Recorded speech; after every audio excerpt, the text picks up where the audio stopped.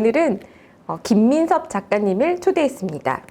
오늘 주로 얘기할 책은 바로 이 당신이 잘 되면 좋겠습니다. 최근 신간인데요. 저는 작가님의 책을 3권을 읽었어요. 이 책 이전에 대리사회, 그리고 지방시라고 해서 나는 지방대 시간 강사다, 이렇게 3권을 읽었어요. 이번에 책이 제 개인적으로는 따뜻한 느낌도 들었고 울컥하는 감정이 들 만큼 이입을 많이 해서 읽었고요. 그래서 이번에 작가님을 모시게 됐습니다. 너무 떨리는 마음으로 제가 팬으로서 모시다 보니까 오늘 잘할 수 있을지 좀 긴장되네요. 네. 김민섭 작가님, 안녕하세요. 네, 안녕하세요. 김민섭입니다. 네, 열마담 북살롱에 와주셔서 진심으로 감사드립니다. 불러주셔서 감사합니다. 네, 진짜 저는 떨리는 마음으로 모셨어요. 왜냐면, 저는 작가님의 글들이 뭐랄까 굉장히 진솔하다고 해야 될까요? 그러면서 약간 과하지 않으면서 울림이 있는 문장들이 저를 되게 순간순간 이렇게 감정 이렇게 뭔가 느끼게 하는 그런 글들이어서 어떤 분이실까 정말 만나보고 싶었거든요. 지금 말씀해주신 부분이 내 글을 사람들이 그렇게 읽어주면 좋겠다 생각하고 쓰거든요. 네. 근데 뭐 의도적이라기보다는 그렇게 쓴 문장들이 제가 제일 편해요. 그래서 그렇게 쓰고 있는데 그렇게 읽어주셔서 감사해요. 네. 제가 작가님을 처음 알게 된 계기는 페이스북을 통해서였어요. 네, 제가 페이스북 계정 만든 게 2015년쯤이거든요. 네네. 그러면 아마 그때쯤이 아니었을까 싶은데요. 저도 아이를 키우는데 이게 이제 화면을 쭉 페이스북을 무심결에 넘기다 보니까 제가 자주 보는 화면과 비슷한 화면이 보이는 거예요. 이제 그 화면이 뭐냐면 CCTV를 보는 화면이고 CCTV 안에 아이가 보이는데 네네네. 되게 이제 밤중에 어렴풋이 보이는 사진이었고요. 작가님께서 쓰신 글이 이제 아내분과 두 분이서 대리운전을 저녁에 나가셨다. 네, 그리고 2016년에 쓴 글이다. 네네. 네. 그래서 저도 자녀를 이제 양육을 제가 못하다 보니까 그때 당시에 아이를 가끔 그렇게 CCTV를 보면서 걱정도 하고 마음이 짠했던 적이 있어요. 근데 네네. 아이를 혼자 집에 두고 대리운전에 나가시는 이 작가님은 어떤 마음이신 거지? 무슨 일이지 대체? 이래서 제가 그때 깜짝 놀라서 페이스북을 보게 됐어요. 그때 보셨을 때 제가 이제 저는 이제 첫 번째 책이 나는 지방대 시간 강사다라는 책이잖아요. 맥도날드에서 물류상하차 일을 하면서 대학에서 시간 강사 일을 했고, 이제 그렇게 했던 건 대학에서 보장해주지 않는 건강보험을 보장받기 위해서 했던 일이고, 그러다가 나는 지방대 시간 강사다라는 책을 쓰고 이제 대학에서 나오게 되거든요. 나오고 나니까 좀 막막하더라고요. 내가 뭘 해야 되지?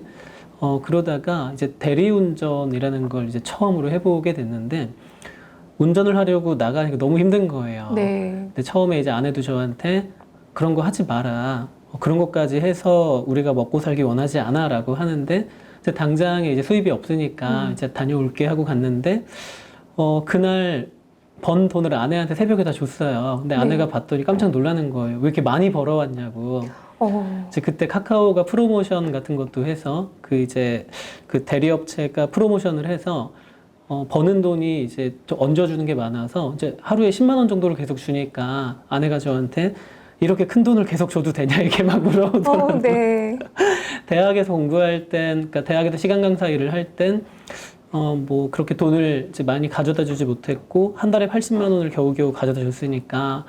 근데 이제 주말에 좀 힘들어서 쉬고 있었더니 아내가 그러더라고요. 오늘은 일하러 왜 안 가냐고, 빨리 나가라고. 그러다가 이제 아내가 저한테 너랑 나랑 같이 일을 하면 너도 좀 덜 힘들고 좀 더 돈을 벌 수 있지 않을까 해서 이제 나가려고 보니까 아이가 딱 돌이 지났거든요. 근데 아이를 두고 둘이 대리운전을 하러 나갈 수는 없잖아요. 그래서 제가 고민하다가 요즘 CCTV 같은 걸 방에 달고 휴대폰으로 확인할 수가 있대. 네. 그래서 다음날 바로 그걸 설치를 하고 같이 운전을 나갔어요. 네. 그래서 같이 아이가 자는 모습을 핸드폰 화면으로 보면서 이제 대리운전을 하고 새벽에 들어가서 그날 번 돈을 이제 같이 나누고 뭐 그랬던 기억이 납니다. 이제 그때 그 글을 보셨나 봐요. 네, 그래서 그때 제가 너무 감명 깊게 그 포스팅을 보고요. 울컥하는 마음이 들더라고요. 그래서 그때 제가 찾아보니까 지방시라는 나는 지방대 시간 강사다라는 책으로 이미 유명해지신 분이셨고 페이스북에 포스팅을 하고 계셨어요. 그래서 그때 책을 읽으면서 지방대 시간 강사 이 지방시에 대해서도 저는 매우 감명이 깊었는데 맥도날드에서 일하신 거잖아요. 그래서 네네네. 그 책이 그 서두에도 이런 얘기도 나와요. 뭐 왜 이렇게 유명해졌냐 이러니까 요 대리사회에서인가요? 네, 네, 맞아요. 네, 맥도날드 여서라고 그 아, 무슨 그러니까 의미일까요? 제 아이가 태어나고 건강보험을 보장을 받아야 하는데 대학에서는 건강보험을 보장하지 않고 길을 걷다가 구인 공고를 본 거예요. 맥도날드에서 물류생활 차이를 일주일에 4번 하면 건강보험을 보장해주겠다.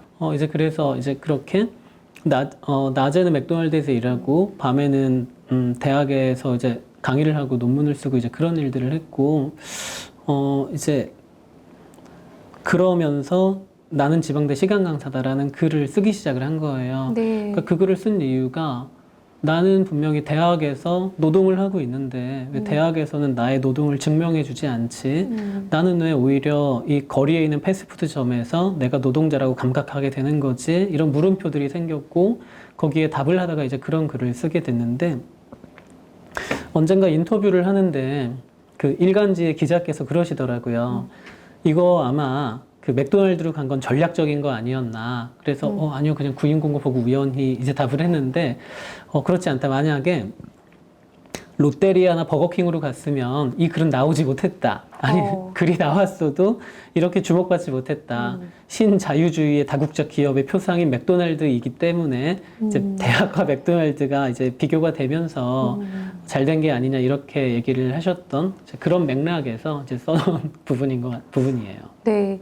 보통 우리가 대학원생이라고 하면 갖고 있는 이미지가 있잖아요. 특히나 작가님께서는 국문학을 전공하시고 네네. 네, 박사 수료하신 거죠. 그렇죠. 네. 네네. 그렇게 소위 말하는 가방끈이 긴 네, 많이 길죠. 분이신데 그런 분들께서 맥도날드에서 뭔가 육체적인 일을 하실 거라는 생각을 일반 보통 사람들의 생각에는 잘 없는 편이잖아요. 일반 사람도 그렇고 저도 이제 결혼하기 전까진 그런 상상을 못 해봤어요. 그러니까 그 전까지 제 건강보험은 아버지가 이제 내주고 있었고 그쵸. 다 그렇잖아요. 네. 근데 결혼하면서 보니까 건강보험을 따로 내야 되는데 지역가입비가 너무 비싼 거예요. 이제 그래서 저도 상상하지 못했던 이제 그런 일을 하게 됐죠. 네, 책에 보면 맥도날드는 월 60시간인가요? 네네, 월 네, 60시간. 월 60시간인가를 채우면 네네. 4대 보험을 제공해 주는데 맞아요. 학교에서는 60시간과 비교도 안 되는 시간을 대학원생이 학교에 노동을 기여하고 있음에도 이게 왜 보장이 안 되는 걸까?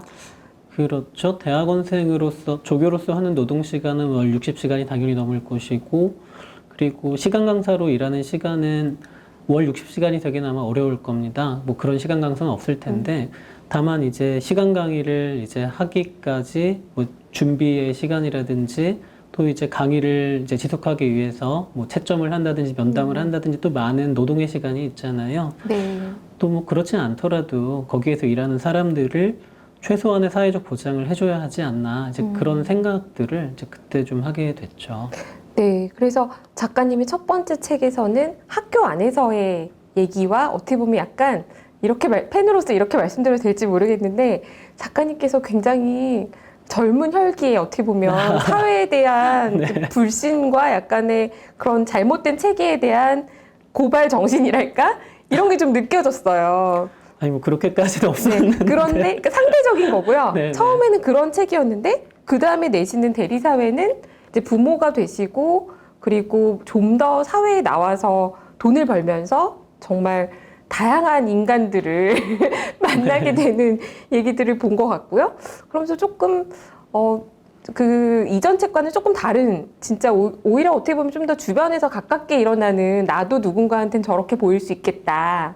나도 좀 다시 돌아봐야 될 것 같고 이런 느낌이었는데 제가 오늘 사실 결정적으로 모셔야겠다 이렇게 생각하게 된 거는 세 번째 책, 이 책으로 오면서 앞에 두 책과는 조금 더 달리 그래도 좀 더 살만한 세상인 게 아닐까? 그리고 그렇게 살 수 있지 않을까라는 희망의 메시지가 좀 더 전달이 된 것 같아요. 네네. 그래서 이 책에서 제일 이제 메인 스토리라면 제가 느끼기에는 김민섭 찾기 프로젝트? 네, 뭐 김민섭 씨 찾기 프로젝트라는 게 있죠. 네, 그게 정말 좀 재밌었어요. 김민섭 씨를 찾습니다. 네네. 이게 재밌었는데요. 그게 어떤 프로젝트였는지 독자분들께 좀 설명해 주시겠어요?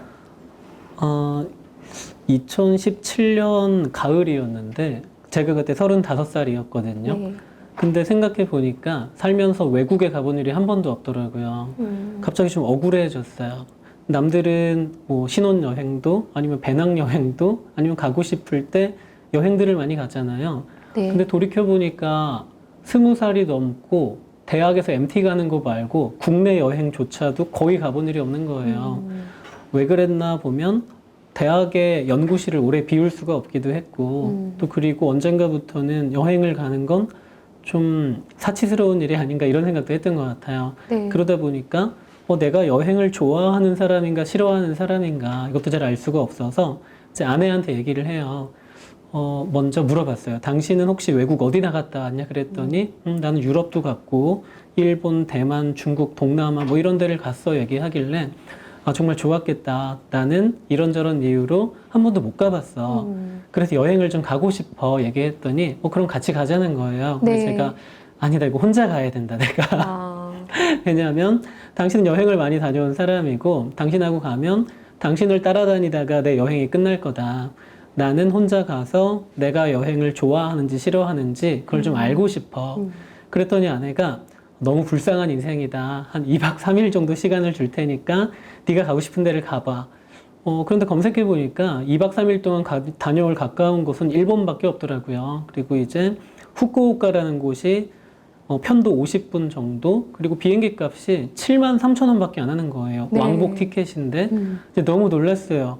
외국을 가는 건데 비행기 타고 100만 원이 넘을 줄 알았거든요, 진짜. 그래서 뭔가 정말 그동안 내 삶을 손해봤구나 이런 기분으로 이제 결제를 했고 유류 할증 이런 게 붙어서 10만 원이 되긴 했는데 그래도 너무 싸서 네. 이제 여행 갈 날을 이제 설레는 마음으로 기다리고 있는데 좀 둘째 아이가 몸이 아파서 병원 예약을 해놨거든요. 근데 병원에 갔더니 의사 선생님이 별건 아니지만 좀 입원하고 수술을 하자. 그런데 수술 날짜를 제 출국 하루 전으로 잡아주신 거예요. 그래서 제가 그날은 안 된다 말씀드렸더니 저는 그날밖에 안 되니까 알아서 해라. 즉 공항으로 갈지 병원으로 갈지 선택을 해야 되는데 혹시 열마다님은 어디로 가시겠어요? 글쎄요. 공항, 네, 그럴 것 같아요. 그럼 아이 수술은 어떻게? 왜냐하면 아이 수술은 제가 아니어도, 네, 이거 우리 아들이 보면 안 되는데, 다시 취소할까요? 아니요. 네. 잠시만요. 네. 이게 막 엄청 중대한 수술이면 당연히 그런 얘기를 고려할 일도 아니겠죠. 그쵸, 그런데 그쵸. 이제 그렇게 대단한 간단한 시술 네. 하루 정도만 입원하면 되는 네. 그리고 왜냐하면 제가 이렇게 말씀드린 이유는 작가님은 여행을 한 번도 안 가보셨는데 정말 네네. 어렵게 결정하신 그렇죠. 여행이었잖아요. 왜냐면 저는 여행을 좋아하기 때문에 어떻게 처음 가실 수 있지? 이런 마음이어서 그렇게 열심히 준비한 거를 또 아예 하루 시술 때문에 안 간다는 것도 저 너무 못된 엄마인 거 들켰다. 네. 아닙니다. 저도 이제 네. 그래도 여행을 가야지 하는 마음으로 아내를 보는데 표정이 좀 안 좋더라고요. 네. 근데 아내가 저한테 많이 기대하고 있었을 테니 다녀와 이렇게 얘기를 하는데 분명히 2박 3일 다녀와서 10년 넘게 이 얘기가 나올 것 같아서 아니다 무슨 말이야 병원으로 가려고 한다 하고 이제 바로 여행사에 전화를 했어요. 네. 그리고 개인 사정으로 못 가게 됐으니까 환불을 좀 부탁합니다 얘기를 했더니 18,000원을 환불해 주겠다고 하더라고요. 10만 원짜리를. 네, 그래서 이건 환불이 아닌 것 같은데 이런 생각이 들어서 좀 화가 났는데 제가 그 대학에서 나올 때 다짐한 게 하나 있어요. 절대로 나를 닮은 사람들에겐 화를 내지 말자 하는 건데 그건 대리운전 하면서도 느낀 거거든요. 지금 이 전화를 받고 있는 이 상담원도 나와 닮은 그냥 개인, 노동하고 있는 한 개인이잖아요. 그리고 뭐 책임자를 불러도 그 사람도 그냥 나와 닮은 노동하는 한 사람일 뿐인데 네. 그들에게 화를 내서 몇만 원을 더 받을 수 있을진 모르지만 나중에 비슷한 일이 있으면 또 화를 내야 되잖아요. 그건 무엇도 바꾸지 못한 거라고 생각해요. 하지만 그러한 분노들을 잘 간직하고 있다가 나와 닮은 사람들과 함께 이건 잘못된 거야 라고 이야기하면 우리 사회에 좀 잘못된 문화나 제도들을 조금은 변화시킬 수 있지 않을까 이제 그런 믿음이 있거든요. 네. 그래도 잠깐 고민하다가 차라리 이걸 누구한테 양도하면 그 사람도 나도 18,000원보단 더 행복하겠지. 그래서 양도가 됩니까? 물어봤더니 세 가지의 조건을 가진 사람을 직접 찾아오라 하더라고요. 그래서 첫 번째는 대한민국 남자여야 된다. 네. 지금 이 영상 보는 분들 중에 여성분들은 이제 못 가는 거고, 네. 두 번째로 그 남자의 이름이 김민섭이어야 한다. 저랑 이름이 똑같아야 하고, 세 번째로 그 김민섭 씨 여권에 있는 영어 이름이 스펠링과 띄어쓰기까지 또 같아야 된대요. SEOB 맞나요? SEOP. OP였나요? 네. 아, 근데 SEOP, SEOB, 그리고 SUB, SUP, SOP 뭐 등등 되게 많아요. 그래서 저는 순간적으로 이건 못 찾는다 생각이 들었는데, 근데 많은 작가들이 자기 이름을 포털에 많이 검색해봐요. 왜냐하면 서평이 올라왔을지도 몰라 하는 기대감에 제가 아는 분들은 하루에 100번 넘게 검색하는 분들도 있어요. 네. 네. 그래서 저도 검색을 자주 하는데 제 이름이 너무 흔해서 많은 김민섭들이 검색되는 거예요. 그래서 이제 처음엔 그게 참 싫었는데 나중에는 그 사람들을 응원하게 됐어요. 농구 선수 김민섭은 세계 랭킹이 올랐나? 축구 선수 김민섭은 골을 넣었나? 야구 선수 김민섭은 1군에 올라왔나? 또 정말 많은 김민섭들이 있었어요. 응원하게 되는 거예요. 그리고 언젠가는 학교 폭력을 당했다는 중학생 김민섭이 검색된 날은 너무 슬픈 거예요. 네. 내가 나와 이름이 같은 이 아이를 위해서 뭘 해줄 수 있지 하고 정말 고민을 많이 했어요. 근데 내가 이런 흔한 이름으로 지금 이 시대에 태어나 살아가는 이유가 여기에도 있지 않을까? 김민섭 씨를 찾아야겠다. 그리고 반드시 여행을 보내줘야겠다 생각하게 됐어요. 그리고 이제 페이스북에 글을 올린 거죠. 김민섭 씨를 찾습니다. 후쿠오카 왕복 항공권을 드립니다. 많은 사람들이 뭐 좋아요도 누르고 공유도 하고 댓글도 달고 또 자기 친구 김민섭을 태그시키는 사람들도 많이 있었어요. 네. 근데 어떤 분이 댓글을 달더라고요. 이건 확률적으로 불가능하다. 그러니까 대한민국에 사는 성인 남성이 평일에 2박 3일 동안 그것도 혼자서 여행 가야 되는데 이름이 같아야 하고 여권에 있는 영어 이름이 같아야 하고 그로 인해 그가 얻을 수 있는 경제적 이익은 10만 원에 불과한데 이런 사람은 존재하지 않는다고 하더라고요. 갑자기 납득이 됐어요. 아, 이게 이제 수학 시간에 통계 배우잖아요. 네. 2의 n승 몇 분의 1이지 이렇게 생각하면서 이게 말이 안 되는구나. 네네. 근데 4일째 되는 날이었나 메시지가 왔어요. 이제 출국을 한 열흘도 안 남겨놨던 때 같은데 연락이 와서 제가 김민섭인데 다녀와도 될까요? 이름이 같았어요. 스펠링도 같고. 저랑 10살 차이가 나는 93년생, 25살 김민섭 씨였고, 대학에서 디자인을 전공하고 있는데, 졸업 전시 비용이 부족해서 휴학하고 일을 하고 있다고 하더라고요. 정말 여행 가기 적합한 김민섭 씨가 나타났구나 생각하고, 이제 양도 절차를 밟고 있는데, 그때 메시지가 한 통 또 왔어요. 네. 이제 어떡하지 하고 보는데 다행히 김민섭 씨는 아니었고 안녕하세요. 김민섭 씨 찾기 프로젝트를 잘 보고 있습니다. 김민섭 씨가 없는 것일 수도 있지만 혹시 다른 부분 때문에 나타나지 않는 게 아닐까 싶어서 연락드렸어요. 결례가 되지 않는다면 제가 김민섭 씨의 숙박비를 부담하고 싶고 2박 3일이니까 30만 원 정도를 후원해 드리고 싶다. 저는 고등학교에서 아이들을 가르치고 있는데 저희 학교 학생들은 좀 형편이 어려워서 비행기표를 줘도 아마 여행을 못 갈 거다. 어딘가에 있을 김민섭 씨도 그럴지 몰라서 도와드리고 싶다. 네. 너무 감동적이죠. 정말 사람이 뭔가를 줄 땐 좀 그 태도가 달라지거든요. 네. 그런데 이분은 정말 무언가를 주면서도 되게 다정하고 정중하셨어요. 그래서 정말 네. 놀라웠고 저는 그냥 이름이 같은 사람을 상상하고 그 사람에게 이걸 양도해야지 하는 마음이었는데 그분은 그냥 아직 나타나지도 않은 그냥 김민섭 씨에게서 자신이 사랑하는, 자신이 가르치는 아이들을 발견한 거잖아요. 그렇죠. 정말 높은 수준의 공감 능력인 것 같아요. 그래서 김민섭 씨를 찾았습니다 하는 글을 올렸고 댓글들이 막 달리는 거예요. 저에게 후쿠오카 그린패스권이 있는데 이게 있으면 하루 종일 공짜로 버스를 탈 수 있어요. 2장 보내드릴게요. 또 어떤 분은 저는 와이파이 렌탈업체 대표인데 김민섭 씨가 우리 업체 와이파이를 쓰면 좋겠어요. 무료로 보내드릴게요. 또 어떤 분은 저는 후쿠오카 타워에 다녀왔는데 야경이 참 예뻤습니다. 입장권 보내드릴게요. 뭐 등등 저마다 많은 사람들이 김민섭 씨를 돕고 싶어 했어요. 네. 그리고 여행을 3일 정도 앞둔 날 저에게 전화가 한 통 오게 되는데 회사 상호를 얘기해도 되나요? 네, 네, 아, 그럼요. 그래요? 아, 네, 네. 저희는 네, 상관없습니다. 아, 네. 카카오톡에서 연락이 온 거예요. 네. 거기에서 카카오 직원들도 이 같은 이야기에 많이 감동받았다. 괜찮으시다면 김민섭 씨의 여행 경비를 카카오에서 후원해드리고 싶다라는 내용이었어요. 네. 카카오는 대기업이잖아요. 그쵸. 그래서 대기업의 후원은 어떻게 이루어질까 하고 막 저도 설레고 좀 나도 같이 보내주지 않을까 막 이런 생각을 막 했는데 카카오에서 제안한 건 이 93년생 김민섭 씨가 휴학하고 일을 하고 있다라고 들었다. 아마 대한민국의 많은 청년들이 그런 어려운 시기를 겪고 있을 거다. 그래서 김민섭 씨가 여행을 잘 다녀오는 건 중요한 일이지만 다녀와서도 미래를 상상할 수 있으면 좋겠다. 그래서 이 청년의 졸업 전시 비용까지 후원을 해드리고 싶다라는 거였어요. 네. 와, 저는 그냥 제가 갈 수 없게 된 항공권 한 장을 저와 이름이 같은 청년에게 양도한 것 뿐인데 멋진 일들이 계속해서 일어나는 거예요. 정말 영화 같고 동화 같은 일들. 네. 네.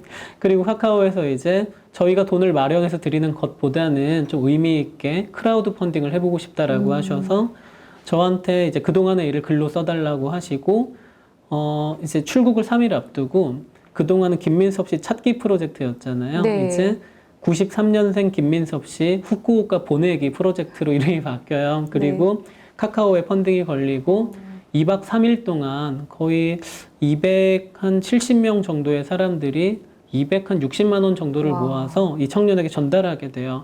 여행 잘 다녀오고 졸업 전시 비용에도 보태면 좋겠어. 네가 잘 되면 좋겠어. 이런 말들을 하면서 그리고 이제 이 청년이 여행 가는 날 저도 얼굴은 봐야 될 것 같아서 공항으로 갔고 둘이 만나요. 여기까지가 이제 김민섭 씨 찾기 프로젝트의 전반부네요. 네. 네. 제가 그 중간 그 대목에서 이거 왜 하냐고. 네, 그러니까 네. 당신이 잘 됐으면 좋겠습니다. 네네. 그 부분에서 울컥했어요. 왜냐하면 이유 없이 모르는 누군가에게 네네. 단지 나와 이름이 같다는 이유만으로 그냥 잘 됐으면 좋겠다라는 말을 우리가 기대하지 못한, 그러니까 예상치 못한 그런 감동이 있었던 것 같아요. 왜냐면 우리는 사회생활 하면서 지나치는 사람들이 대체로 좀 무섭거나 겁이 나는 게 사실인데 이렇게 모르는 사람한테 친절할 수 있다니. 그리고 그 느슨한 연대의 공감, 요거를 계속 책에서 말씀하시는데 그 부분이 저는 너무 좋았거든요. 근데 이게 또 끝이 아니더라고요, 프로젝트가. 책을 읽어보니. 네네. 또 73년생 김민섭 씨도 있고, 네네. 03년생 김민섭 씨도 있고, 이렇게 여러, 맞나요? 네네. 네. 그 여러 나이가 다른 김민섭 씨들이 계속 등장을 하더라고요. 네, 맞습니다. 네. 이렇게 예전에 전래동화 보면 나도 밤나무라는 게 있잖아요. 밤나무 100개를 심어야 되는데 99개밖에 없어서 이제 호랑이한테 잡혀가게 생겼는데 밤나무처럼 생긴 나무 하나가 저도 밤나무입니다 라고 하고 너도 밤나무구나 하고 100개가 채워져서 살았다 뭐 그런 이야기. 근데 막 그런 것처럼 김민섭 씨들이 저도 김민섭입니다 하고 막 나타나시더라고요. 그래서 그분들과의 인연도 좀 있었는데 근데 그 이전에 그 말씀하신 당신이 잘 되면 좋겠습니다라는 그 말이 흔한 말은 아니잖아요. 그쵸. 근데 제가 대학에서 나왔을 때 정말 많이 들었던 말이에요. 그러니까 제가 나는 지방대 시간 강사다라는 책을 썼을 때 그리고 대리운전을 하면서 대리사회라는 책을 쓸 때 저에게 손을 내밀어 주신 분들이 정말 많았어요. 그러니까 저를 찾아와서 건강보험금 때문에 맥도날드에서 일했다고 들었는데 지금은 그거 어떻게 됐냐. 내가 대신 내줄게. 이런 분도 계셨고 저를 채용하겠다고 찾아온 회사 대표도 계셨고 또 어떤 분은 네가 작가로 살아간다고 들었다. 작업실이 필요할 거야. 내가 작업실을 빌려줄게. 뭐 이런 분도 계셨고 어떤 분은 저에게 와서 계속 소고기를 사주셨습니다. 그래서 제가 일단 뭐 얻어먹다가 이제 너무 미안해서 전 돼지고기도 잘 먹습니다. 이렇게 말씀을 드렸어요. 또 염치 없이. 그랬더니 그분이 이제 살짝 화를 내시면서 당신은 소고기를 먹어야 하는 사람이다. 소고기를 먹어야 하는 사람이 누군지는 잘 모르겠지만 그런 고마운 분들이 많이 있었습니다. 물론 이상했던 분들도 있어요. 저한테 무슨 아프리카의 어떤 나라 국채에 투자를 하라고 찾아오신 분도 있었는데 네, 투자를 해야 되나? 근데 크라우드 펀딩을 많이 받아서 돈이 많으실 거라고 생각한 분이었을까요? 근데 다행인 건 제가 그때 투자할 돈이 없어서 네. 혹할 이유도 없었던 것 같아서 근데 이제 그런 분들이 많이 계셨고 그분들께 이제 대리사회라는 책이 나오고 덕분에 책이 나오게 됐고 너무나 감사합니다 말씀을 드렸더니 그분들이 다 답이 똑같았어요. 그냥 당신이 잘 되기를 바랐어요.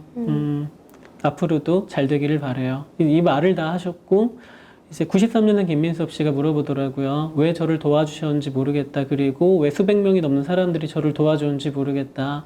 그래서 그에게 그 말을 돌려줬어요. 그냥 당신이 잘 되면 좋겠다고 모두가 생각했을 거다. 그리고 그 이후에 정확하게는 72년생일 겁니다. 72년생 김민섭 씨하고 03년생 김민섭 씨를 만났는데 이제 공항에서 출국장 일한 데가 있더라고요. 네. 네, 전 잘 모르겠는데 출국장? 네네. 그래서 김민섭 씨가 그러니까 93년 김민섭 씨가 저한테 그러더라고요. 정말 잘 다녀오겠다. 그리고 잘 다녀와서 언젠가 2003년에 태어난 김민섭 씨를 꼭 찾겠다. 83, 93, 03 이렇게. 그래서 작가님이 83년생. 그렇죠. 네. 네. 그래서 내가 지금은 할 수 없는 일이지만 다녀와서 잘 살다가 언젠가 꼭 2003년에 태어난 김민섭 씨를 여행 보내주겠다. 그러기 위해 잘 살겠다. 이렇게 말하고 출국장에서 멀어져 가는데 막 눈물 나려고 막 그러더라고요. 되게 좋았어요. 제가 대학에서 나와서 받은 어떤 후의들이 저에게서 단절되지 않고 누군가에게 연결됐다라는 게 너무너무 기뻤고 또 거기에 참여한 사람들도 그 연결을 확장시키겠지. 그리고 이 이야기를 들은 분들도 그러한 저마다의 연결을 확장시킬 수 있겠지. 그러면서 느슨한 연결이라는 게 결국 나와 조금 더 닮은 사람을 찾는 일이 아닌가. 나와 닮은 사람을 찾고 그 범위를 넓혀가고 아, 저기에 나와 닮은 사람이 있구나. 저 사람이 잘 되면 좋겠다. 그러면 나도 잘 되고 우리 사회도 잘 될 수 있겠지. 그래서 그 당신이 잘 되면 좋겠다는 그 감각들이 우리도 모르게 우리 사회를 지탱시켜 오지 않았나 하는 생각을 했고 이제 김민섭 씨가 돌아옵니다. 네. 돌아왔고 많은 일들이 있었어요. 그 일본 가서도 김민섭 씨의 그 아주 오래된 친구들이 깜짝 방문을 했대요. 일본으로. 그러니까 일본에까지 프로젝트가 소문이 났나요? 이걸 이제 방송국이나 신문사에서 많이 다뤘어요. 네. 그래서 내 친구가 이렇게 여행을 가네 하는 걸 본 고향 친구들이 일본에 가서 그 김민섭 씨를 만난 거예요. 네. 만나서 같이 이제 놀다 왔다고 하고 또 이제 공항에서 발권을 하는데 여행사 직원이 그랬대요. 김민섭 씨네요. 저희가 발권해 드리게 돼서 영광이에요. 잘 다녀오세요. 이렇게. 네. 김민섭 씨의 여행을 업계에서도 그렇고 많은 사람들이 알고 있었던 것 같아요. 네. 그리고 돌아와서도 이메일이 한 통 왔어요. 저는 72년생 김민섭인데 저는 이제 회사원이고 요즘 회사의 셰프에게 파스타 만드는 법을 배우고 있다. 두 분께 이걸 꼭 대접하고 싶다. 이제 그래서 식당에서 그분을 만났는데 이제 그냥 일반 식당에서 근데 세 사람이 동시에 알아봤어요. 셋 다 이렇게 똑같이 생겼지. 어떤 분이 댓글을 달았어요. 김민섭이라는 건 저렇게 생겨야 가질 수 있는 이름인 건가? 이제 그 자리에서 서로가 아니구나. 저희 둘은 명함이 없으니까 네. 72년생 김민섭 씨 명함을 받았는데 이 93년생 김민섭 씨가 봤더니 제 꿈의 직장이에요. 언젠가 꼭 가고 싶어요. 이렇게 얘기를 하는 거예요. 그러니까 이제 그 말을 들은 이 72년생 김민섭 씨가 두 분을 초대하겠다라고 하더라고요. 저는 회사에 사람을 왜 초대하지? 이제 이런 생각을 했는데 저도 대학에 누구 초대 안 했거든요. 네. 근데 이제 강남의 아주 높은 빌딩에 있는 또 몇 층을 쓰는 그 이제 기업에 갔는데 올라가는 동안 되게 주눅이 들었어요. 다들 멋진 양복을 차려입고 있는데 두 김민섭만 막 파카 같은 거 입고 온 거예요. 울긋불긋. 그래서 어떡하지? 우리가 좀 정장을 입고 올 걸 그랬나 봐 하고 올라갔는데 문이 열리는 순간 72년생 김민섭 씨가 후드티를 입고 나와서 저희를 맞이를 해주더라고요. 네. 그러니까 그 건물 전체에서 그 회사만 그렇게 좀 자유롭게 있었고 많은 외국인들이 있었고 이제 김민섭이라는 이름 세 개를 이렇게 두 개를 더 발급받아서 이제 들어갔는데 무슨 회사 식당이 무슨 뷔페보다 더 좋더라고요. 네. 외국계 IT 회사였을 걸로 네, 추정이 네, 돼요. 맞습니다. 네. 어딘지 아시는 것 같은데요. 네. 정말 놀랬던 게 비건 코너도 막 따로 있는 거예요. 그러면서 이제 아이스크림 하나도 비건 아이스크림이 따로 있고 그리고 모든 것에 좀 놀랐어요. 거기 가서 자유로운 분위기 같은 거에. 그래서 72년생 김민섭 씨하고 또 이런저런 얘기를 많이 나눴고, 제일 기억에 남는 게 있어요. 저는 83년생이잖아요. 두 사람에게 살면서 가장 기억에 남는 일이 뭐예요? 하는 걸 물어봤어요. 뭐 적합한 질문인지 모르겠지만 그냥 물어보고 싶었어요. 그랬더니 저랑 두 사람의 답이 달랐어요. 83년생인 저는 월드컵이라고 답했어요. 2002년에 제가 20살이었고 그건 죽을 때까지 못 잊을 것 같아요. 그런데 두 사람은 세월호라고 답하더라고요. 93년생 김민섭 씨는 그때 고등학생이었고 72년생 김민섭 씨는 그때 아이들이 있었고 그래서 이 93년생 김민섭 씨는 내가 저기에 있었다면이라는 생각을 하면서 그걸 정말 크게 받아들였고 72년생 김민섭 씨는 내 아이들이 저기에 있었다면이 된 거예요. 근데 저는 이제 내 아이들이 이 생각을 못했던 거죠. 내가 겪었던 월드컵에 대한 게 컸고 그러면서 두 사람이 하는 말에 정말 놀랐어요. 둘 다 이민을 생각하고 있다고 하더라고요. 93년생 김민섭 씨는 그때 이 나라에 대해서 좀 많이 상처를 받았던 것 같더라고요. 그리고 72년생 김민섭 씨도 아이들을 조금 더 좀 안전하게 키울 수 있는 곳을 찾고 있는 것 같았고 또 자기의 꿈을 이룰 공간으로서도 이제 뭐 그런 이야기들을 나눴고 03년생 김민섭 씨는 제가 고등학교에 강의를 갔다가 어떤 학부모가 그러시더라고요. 제 아들이 03년 김민섭이다. 이렇게 만나진 못했는데 그 분께서 저한테 제 아들도 좀 여행을 보내줄 수 있냐 이렇게 말씀을 하셔서 제가 그랬어요. 언젠가 93년생 김민섭 씨가 연락할지도 모르니까 네, 잘 살고 있으면 김민섭 씨가 93년생 보내줄 거다. 그리고 93년생 김민섭 씨가 아니더라도 개인이 개인으로서 단단하게 잘 살아간다면 당신이 잘 되기를 모두가 바랄 것이고 뭐 더 멋진 일들이 많이 일어날 거다. 뭐 그렇게 여러 명의 김민섭 씨와 이렇게 좀 그 이후에도 만나게 됐죠. 지금도 만나고 계세요? 이 책의 추천사를 93년생 김민섭 씨가 써줬고 그리고 72년생 김민섭 씨도 책 잘 읽었다고 연락이 오셨어요. 근데 72년생 김민섭 씨는 지금 미국에 계세요. 이민 가신 거예요? 네, 그 말만 하신 게 아니라 정말로 가셨어요. 그리고 그때 하셨던 말씀이 대한민국에서는 나이가 40이 넘으면 선택을 해야 된다. 엔지니어로 계속 살기는 어렵고 관리자가 될 수밖에 없다. 그런데 미국에서는 나이가 많은 경력 있는 엔지니어들이 아주 많고 그들이 행복하게 살고 있다. 나는 대한민국에서 엔지니어로 행복하게 살고 싶지만 그건 아주 어려운 일이기 때문에 미국으로 가고 싶다라고 말씀을 하셨는데 아마 지금의 삶이 많이 행복하시지 않을까. 네. 하고 싶은 일을 하고 있으니까. 안타깝네요. 그래도 한국도 조금씩 나아지고 있다고는 저는 생각하고 있는데 아직 갈 길이 멀긴 하고 그렇게 능력 있으신 분들이 계속 남아서 이끌어 주시면 좋을 텐데 좀 아쉽기도 하네요.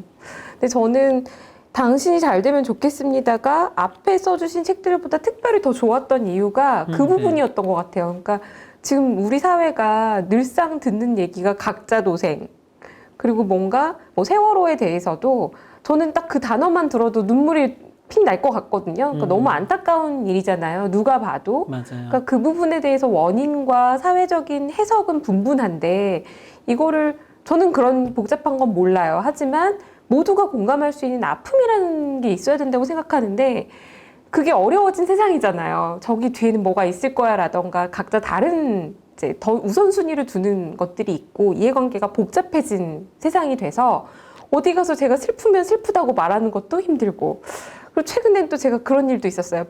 그래도 코로나 힘든데 우리나라 잘하고 있는 것 같아요 라고 되게 애매한 말을 한마디 했다가 우리나라가 뭘 잘해 또 이런 아니 저는 사실 명확하게 얘기하면 온 국민이 정말 너무 애쓰고 있고 힘들지만 같이 힘냈으면 좋겠습니다 라는 얘기를 하고 싶은 마음이었는데 뭔가 공감과 이런 부분들이 잘 안 되고 있는 가슴이 확 막히고 그러면 이제 더 조심해서 말하지 말아야지 감정을 너무 드러내지 말아야지 이런 느낌인데 작가님의 이 책은 굉장히 솔직담백하게 그래도 우리가 연결돼 있고 사실은 우리가 아직은 살만해 라고 느끼는 게 사람들이 다 사실은 각자 도생을 하고 싶은 게 아니고 공감하고 싶고 이렇게 만나면 자발적으로 도와주고 싶어 이런 분들을 제가 본 게 너무 좋은 느낌이 들었어요. 그런데 궁금한 부분이 또 있어요.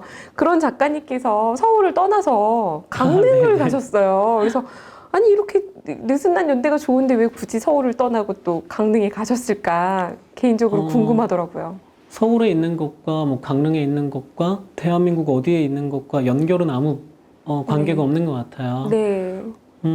서울에서도 강릉에서도 연결도 가능하고 연대도 가능하겠죠. 그리고 느슨한 연결이라고 제가 책에 써두었는데 저는 각자 도생이라는 게 나쁘다고 생각하진 않아요. 그러니까 각자가 각자의 자리에서 단단해질 수 있어야죠. 그러면서도 연결의 감각은 계속 가지고 있으면 좋겠는데 제가 대학에 간 게 2002년인데 그때 선배들이 연대라는 얘기를 정말 많이 했어요. 이제 운동권 선배들도 많았고 이제 그때 연대는 그거였어요. 한 자리에 모여서 같은 구호를 외치고 어깨동무도 하고 가끔 막 드러눕기도 하고 그런 게 연대였던 것 같아요. 근데 지금 돌이켜보면 그러한 연대는 그 서로를 묶어낸 그 바깥을 모두 투쟁의 대상으로 여겼던 것 같아요. 타인을 초대한다거나 그들과 연결된다거나 하는 생각은 거의 못했던 것 같아요. 그런데 그것보다도 저는 우리가 아까 말씀드렸던 것처럼 나와 닮은 사람의 범위를 확장시키는 가운데 그들과 그리고 모든 사람들과 내가 느슨하게 연결되어 있구나. 그리고 그 끈은 느슨하고 얇지만 절대 끊어지지 않는 끈이구나. 누군가가 잡아당겼을 때 아, 당신이 거기에 있구나 하는 걸 알고 돌아보고 당신이 잘 되면 좋겠어. 그러면 나도 잘 될 거야. 이러한 마음을 보낼 수 있는 느슨한 연결은 이제 서울이든 그리고 서울에서 뭐 강릉에 사는 사람이든 이제 가능하다고 생각해요. 근데 이제 뭐 그런 것과 관계없이 이사를 그래도 이제, 왜 갑자기 네, 강릉으로 이주를 했어요. 네. 올해 3월에 이주했는데 제가 여행을 별로 안 다녔다라고 이제 시작할 때 말씀드렸잖아요. 네. 가족여행 거의 안 간 거예요. 근데 제 아내는 산악부 출신이에요. 온갖 산을 다 다니고 암벽 등반도 했대요. 근데 저랑 결혼하고 거의 여행을 못 간 거예요. 그러다가 어느 날, 아이가 집에서 혼자 노는 걸 보고 전 되게 평온했거든요. 네. 집에서 잘 노네. 근데 아내는 그게 불쌍하다는 거예요. 그러다가 이제, 그래, 우리 그러면 바다에 좀 다녀올까 하고, 제가 그때 살던 곳이 원주였거든요. 강릉까지 1시간 정도면 가요. 그래서 온 가족이 처음으로 바다에 간 게 2년 전인데, 모두가 행복하더라고요. 그러니까 다른 곳에서 볼 수 없었던 웃음을 모두 짓고 있어서 누가 말하지도 않았는데 그 다음 주에 강릉에 또 간 거예요. 또 가고 하면서 보니까 저희가 주말 아침마다 강릉으로 가서 점심을 먹고 또 인생 처음으로 바다 낚시도 하고 그러다가 한번 정말 큰 광어를 잡아서 집에 가져오기도 우와. 하고 근데 강릉항에서 광어를 잡았는데 지나가던 강릉 분들이 그러시더라고요. 저런 게 아직도 잡히냐고 막. 그러니까요. 네. 처음 들었어요. 강릉에서 광어 잡기. 그것도 한번 쓰셔야겠네요. 네. 그리고 한 번은 사람들이 뭘 잡고 있길래 이렇게 근처에 가봤더니 전어를 잡고 있는 거예요. 막 한 번 던지면 4마리씩 막 나와요. 그래서 어르신한테 저 전어를 잡으려면 어떻게 해야 됩니까? 여쭤봤더니 저기서 1,000원 주고 전어채비만 사오면 내가 도와주겠다. 그날 전어를 50마리를 잡은 거예요. 정말 좋은 추억들이 많았어요. 그래서 어느 날 아이들에게 너희 혹시 바다로 이사 오고 싶어? 물어봤더니 둘 다 너무 이사 오고 싶다고 하고 아내를 돌아봤더니 나도 그러고 싶어 이렇게 얘기를 해서 이제 근처 아파트 가격을 알아봤더니 생각보다 많이 싸더라고요. 정말 쌌어요. 얼마나 쌌냐면 저희가 요번에 들어간 아파트가 30평이 좀 넘는데 네. 매매로 1억 5천을 좀 넘게 줬나? 근데 뭐 경제방송이니 막 얘기해야 될 것 같은데. 네네. 그래서 저희도 이제 부담 없이, 그러니까 부담 없다기보다는 있던 집을 정리하고 들어갈 수 있는 수준이었고, 뭐, 부동산에선 좀 투자를 하려면 다른 데로 가시죠 이러길래, 그냥 바다가 좋아서요.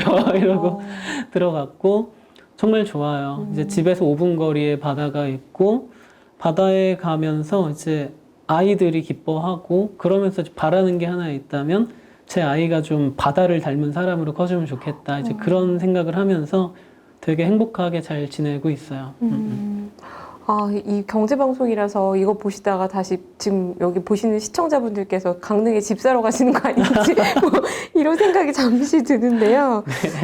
작가님께서 그 책에 음식에 대한 얘기가 많이 나오진 않는데 저랑 좀 취향이 비슷하다라고 느꼈어요.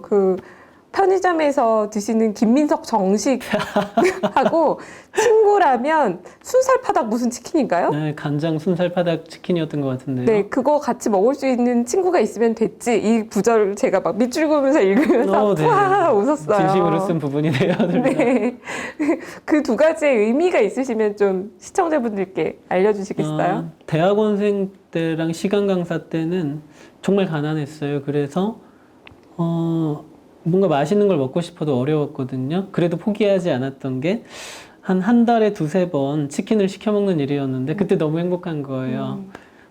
간장 순살 파닭 치킨이었던 것 같은데 그걸 먹을 때면 모든 걸 잊고 되게 행복했던 거죠. 그리고 그걸 같이 먹을 수 있는 사람들이 곁에 있다라는 것도 정말 행복했고, 그리고 김민섭 정식이라고 얘기한 건 이건 좀 민망한데 네. 편의점에 가면 다들 그 최애 음식들이 있잖아요.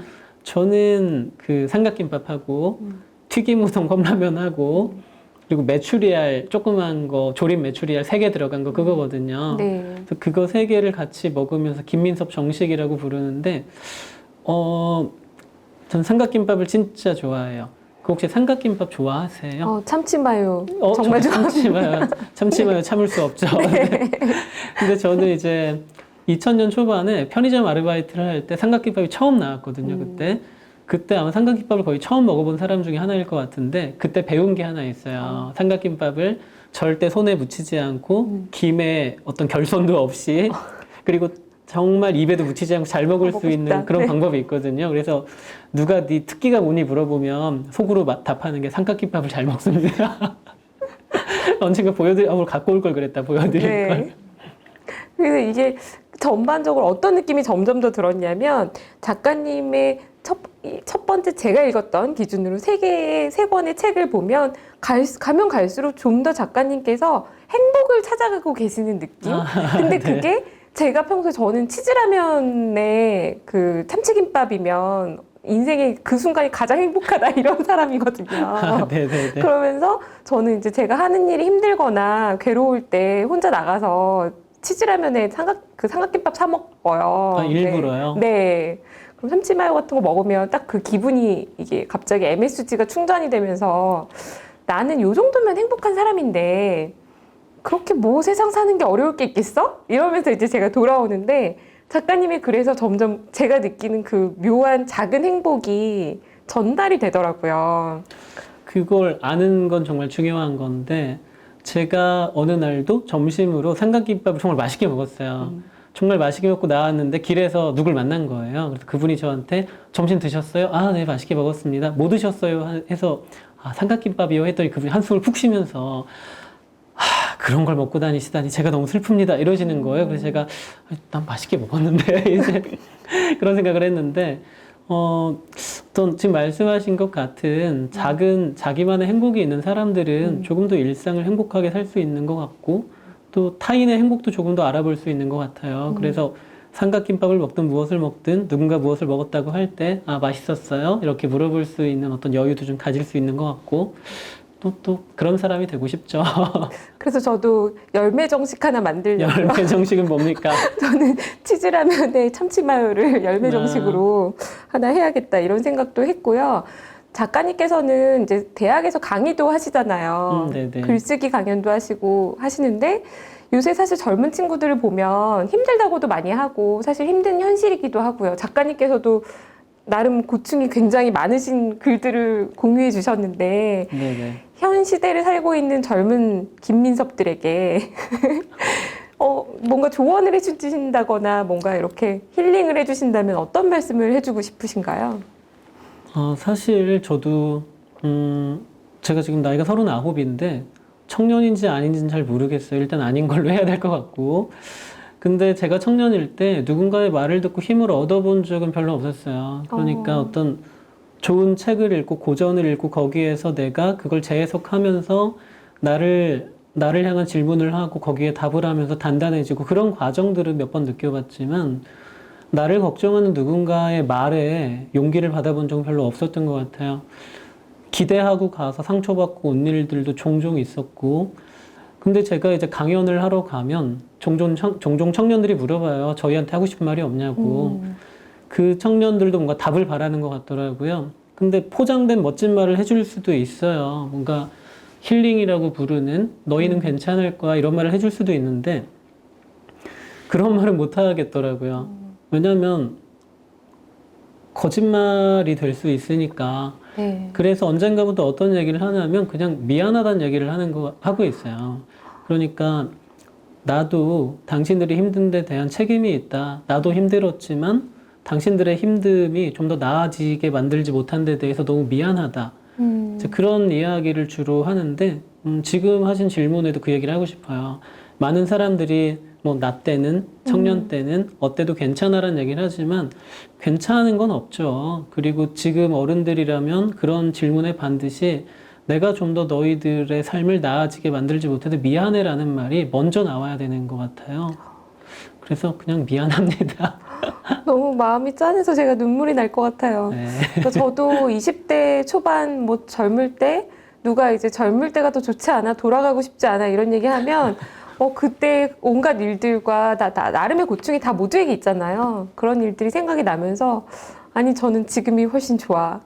근데 저도 지금이 좋아요. 근데 저는 젊은 친구들한테 그렇다고 미안하다는 감정까지는 못 느끼고 살았던 것 같아요. 그 부분이 제가 또 작가님을 이렇게 더 배워야 된다라는 아니면 그런 느낌도 네, 받네요. 앞으로 미안할 일이 더 많을 것 같아서 네, 이 미안한 감정을 좀 유지를 하고 싶고 네, 사실 예전에 그 홍세화 작가님 되게 놀러 간 적이 있어요. 근데 친구들하고 놀러 갔는데 저희는 다 30대였고 근데 그때가 이제 막 사람들이 촛불을 들던 때였거든요. 어느 자리에서나 그게 화제가 됐을 거예요. 근데 이제 저희 30대 4명이 있었는데 그 4명이 홍세 선생님께서 어떤 얘기를 할까 궁금했거든요. 그 얘기가 나오자마자 홍세 선생님의 첫 마디가 뭐였냐면 미안하다고 하시더라고요. 제가 아는 많은 어른들이 누가 나빠, 누군가를 악마화하고 그 사람을 혐오하고 증오해야 하고 이야기하면서 나도 촛불을 들었어. 이렇게 얘기를 하고 있는 가운데 홍세 선생님은 저희에게 그런 얘기를 해준 단 한 분이었어요. 미안하다. 너희들이 촛불을 들게 해준 데 대해서 내가 너무너무 미안해 라고 하시는데 다 울 뻔했어요. 진짜요. 그 앞에서 말씀하신 학교 다닐 때 약간 강요받는 듯한 학생운동의 분위기. 그러니까 뭔가 우리는 정의로워야만 해. 그리고 함께해야만 해. 이탈해서는 안 돼. 이런 분위기에 대해서는 굉장히 거부감을 느끼게 될 수 있지만 반면에 이렇게 이제 미안하다. 그리고 뭔가 공감한다. 이런 얘기를 하면 마음이 이렇게 확 무너져 내리는 듯한.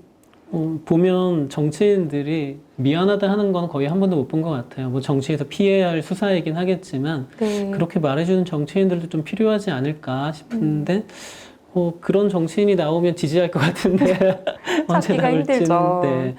아마 하고 싶어도 못하는 말이겠죠. 오히려 그 사회를 이끌어가는 정치인이라면 사실 뭐 이 정치적으로 흘러가는 프로젝트는 많잖아요. 무슨 운동을 한다든지 캠페인을 한다든지. 근데 저는 작가님의 책에서 굉장히 좋았던 게 뭐냐면 어느 뭔가 정치적인 뜻이 아니라 되게 소소하게 돈이 많이 드는 일도 아닌 것.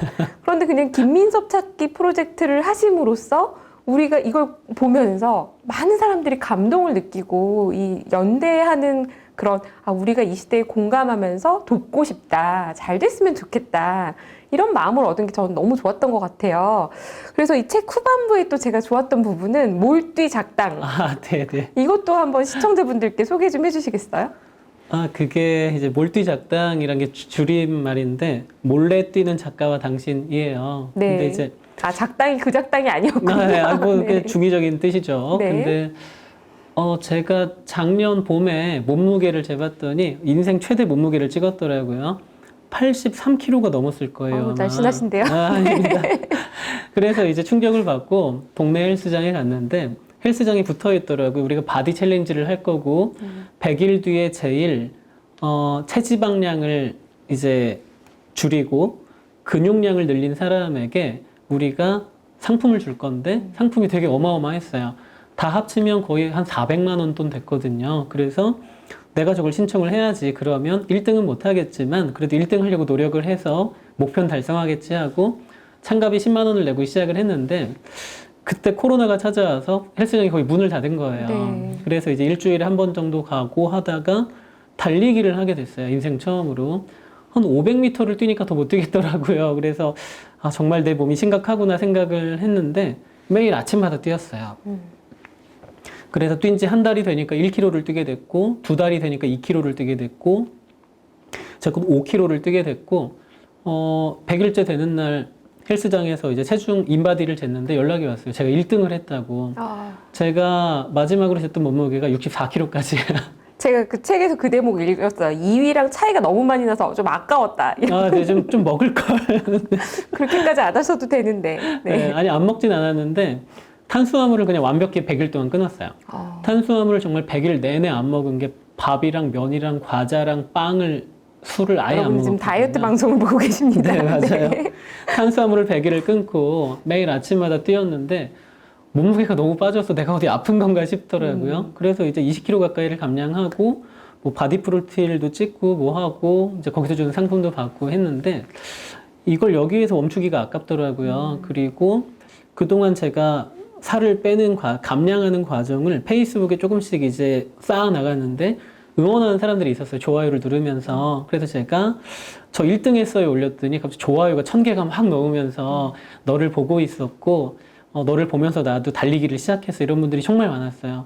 근데 작가가 글을 쓰다가 가장 감동적인 순간이 언제냐면 네 책 잘 읽었어. 뭐 네 책 어때? 이런 것도 있지만 제일 좋은 건 너 때문에 글쓰기를 시작하게 됐어. 너는 사람들을 너를 닮고 싶어 하게 해. 이런 게 가장 그 사람을 고양시키는 것 같아요. 근데 너를 보면서 뛰기 시작했어 하는 사람이 한두 명이 아닌 거예요. 그래서 저는 앞으로 비가 오든 눈이 오든 저녁 7시에, 목요일 저녁 7시에 서울 망원 한강 지구에 있을게요. 그리고 거기에서 뛸 건데 같이 뛸 분들은 나와주세요.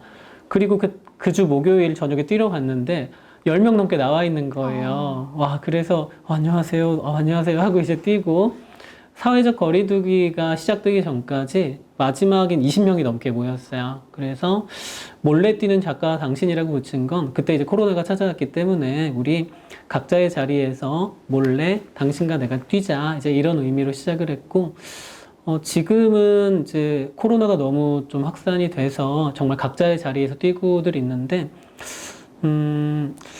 그 몰뛰 작당이라는 해시태그를 붙이면서 뛰는 사람들이 있었거든요. 지금은 좀 유야무야처럼 되긴 했지만 그래도 저는 여전히 그걸 붙이면서 뛰고 있어요. 그리고 그런 일들이 서로의 연결을 감각한 일들인 것 같아서 저는 앞으로도 좀 계속 그렇게 뛰고 누군가가 나를 보면서 좀 같이 뛰고 저를 닮고 싶어하는 사람들이 그러니까 제 어떤 모습이 아니라 제가 살아가는 어떤 결이나 방향을 담고 싶어하는 사람들이 나오면 너무 좋겠어요.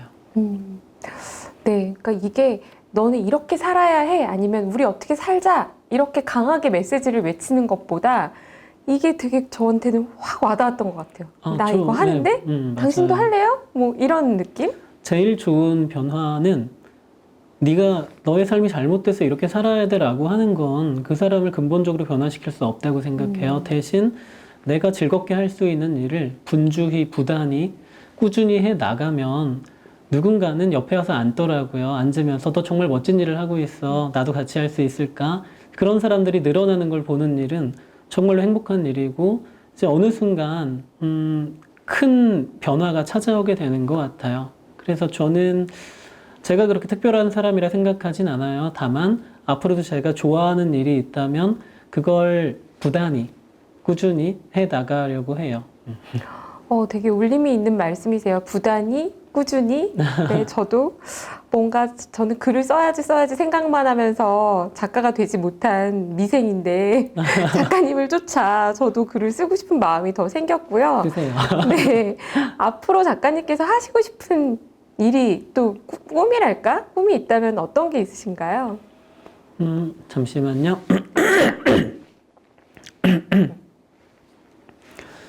네, 저는 어느 순간 뒤돌아보니까 제가 너무 많은 일을 하고 있더라고요. 제 신조 중에 하나가 여러 가지 일을 하는 건 정말 특별한 사람들이 하는 일이고 저처럼 평범한 사람은 한 가지의 일을 잘 해야 한다라는 게 이제 저의 어떤 원칙 같은 거였는데 그게 많이 무너졌더라고요. 일단 작가 김민섭으로 살아가고 있고요. 그리고 1인 출판사 정미소의 대표 김민섭으로 살아가고 있어요. 제가 만들고 싶은 책들을 만들고 있고, 그리고 작가와 독자를 연결하는 북크루라는 스타트업의 대표로도 살아가고 있어요. 이제 제가 작가로서 살아가다 보니까 독자와 만나고 싶을 때가 있잖아요. 단순히 이제 만남이 아니라 독자와 함께 뭐 책을 만들고 싶을 수도 있고, 내 글을 보내주고 싶을 수도 있고, 그리고 또 어떤 만남들을 좀 지속하고 싶을 때가 있거든요. 그럴 때 특히 대한민국에서 책을 보다가 이 작가가 만나고 싶어라고 생각했을 때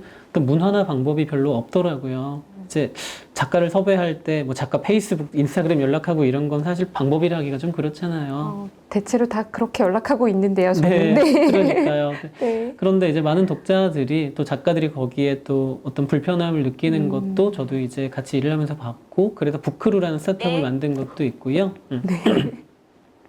그래서 북크루라는 스타트업을 만든 것도 있고요. 그리고 또 주말에는 두 아이의 아빠로 열심히 살아가고 있고, 그러다 보니까 하는 일이 너무 많더라고요.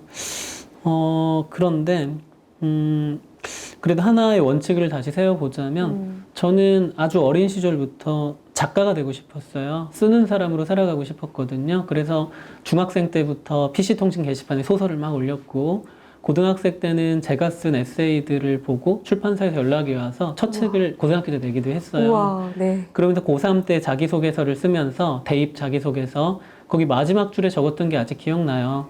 저는 언젠가 꼭 글을 써서 밥 먹는 사람으로 살아가고 싶어요라고 국문과 이제 입시 소개서에 적었거든요. 네. 물론 그것 때문에 붙은 건 아니겠지만 그 이후에도 그랬어요. 내가 글을 쓰는 삶을 살아가자. 그게 논문이 되었든 무엇이 되었든 지금은 제가 그 어린 시절의 꿈을 그래도 곁에 두고 계속 살아가는 것 같아 너무 기뻐요. 그리고 한 가지 바람이 있다면 내가 어떤 일을 하든 그 삶은 지켜가고 싶다라는 것이고, 출판사를 만들었다라고 했잖아요. 네. 제가 쓰지 못하는 멋진 글을 쓰는, 하지만 아직 알려지지 않은 좋은 작가들이 너무나 많아요. 그래서 제가 지금까지 3권의 책을 냈고 앞으로 1권의 책을 더 낼 예정인데 이제 계속 내겠지만, 첫 책이 이제 고등학생의 책이고요. 두 번째 책이 성소수자 군인의 책이고, 세 번째 책이 아파트 경비원 노동자의 책이거든요.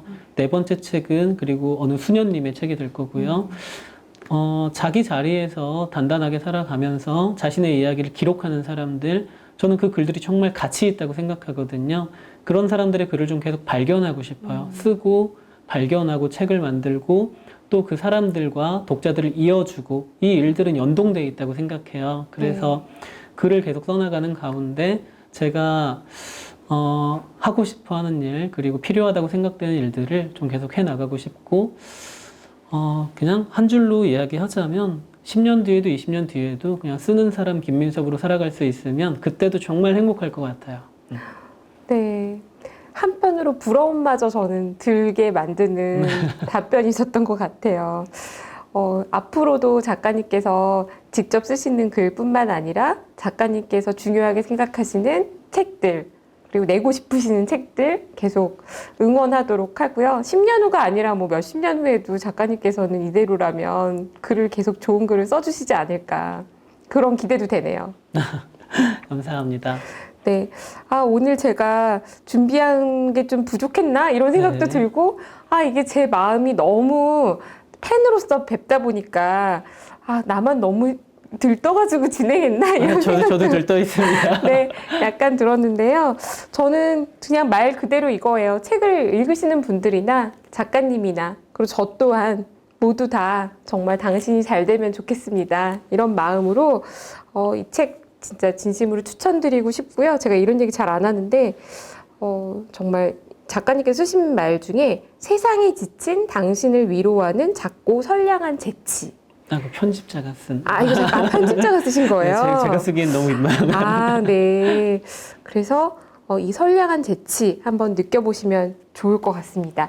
다음에는 정미소 작가님께서 운영하시는 1인 출판사 정미소에서 내신 책을 가지고도 제가 한번 또 모시도록 할게요. 감사합니다. 네, 오늘 시간 내주셔서 정말 감사합니다. 제가 제 이야기 들어주신 분들께 마지막으로 꼭 드리는 말이 있는데요. 네. 그거 드리고 좀 네. 저는 마무리할게요. 네. 제 이야기를 잠시만요. 제 이야기를 들어주셔서 너무 감사드리고요. 오늘 들어주신 모든 분들 당신이 잘 되면 좋겠습니다.